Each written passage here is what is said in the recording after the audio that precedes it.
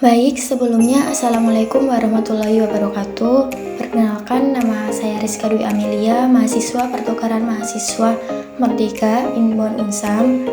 Di sini saya akan menjelaskan terkait faktor yang mempengaruhi persebaran flora dan fauna di suatu wilayah.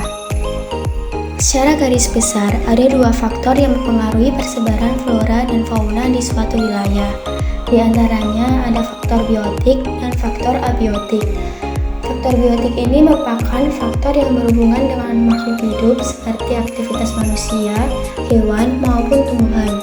Sedangkan faktor abiotik merupakan faktor yang bukan merupakan makhluk hidup seperti iklim, tanah, keadaan geologis, dan lain-lain. Nah, biar pemahaman kita akan faktor-faktor tersebut semakin jelas, mari kita bahas lebih dalam mengenai faktor klimatik, topografi, edafik, serta manusia sebagai contoh faktor yang mempengaruhi persebaran flora dan fauna di suatu wilayah. Baik, yang pertama kita akan membahas terlebih dahulu tentang faktor biotik. Di sini ada dua yang mempengaruhi faktor biotik, yaitu manusia dan kemampuan beradaptasi. Manusia ini sangat berpengaruh penting dalam persebaran flora dan fauna di suatu wilayah karena manusia memiliki akal yang berfungsi untuk mengambil suatu tindakan yang dapat mengubah seluruh pertumbuhan maupun kehidupan di muka bumi.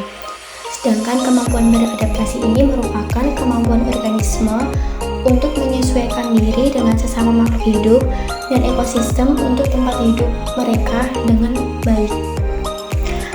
Berikutnya kita akan membahas tentang faktor abiotik.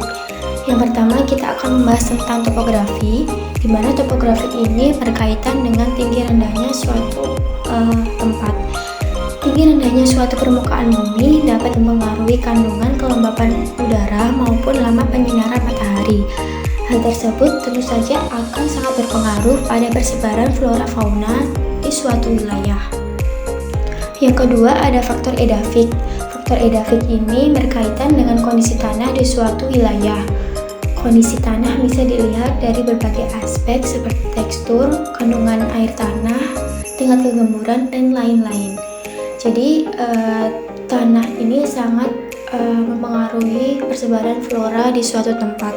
Apabila flora tersebut tumbuh di keadaan tanah yang kurang subur, maka akan tidak maksimal penyebaran maupun tumbuh tanaman tersebut. Yang berikutnya ada faktor klimatik. Faktor klimatik ini disebabkan oleh beberapa aspek. Yang pertama ada suhu udara. Keadaan suhu yang berbeda disebabkan oleh pengaruh dari intensitas penyinaran matahari. Semakin tinggi kelembapan suhu, maka semakin sedikit beragam jenis tanaman maupun hewan.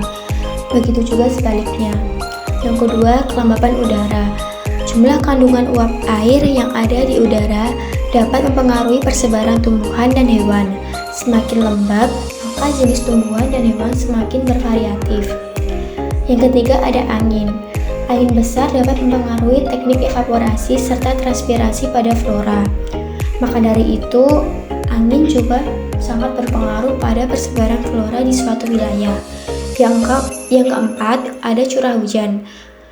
Di daerah dengan intensitas hujan yang tinggi terjadi di sepanjang tahun, maka terdapat vegetasi hujan yang mendominasi.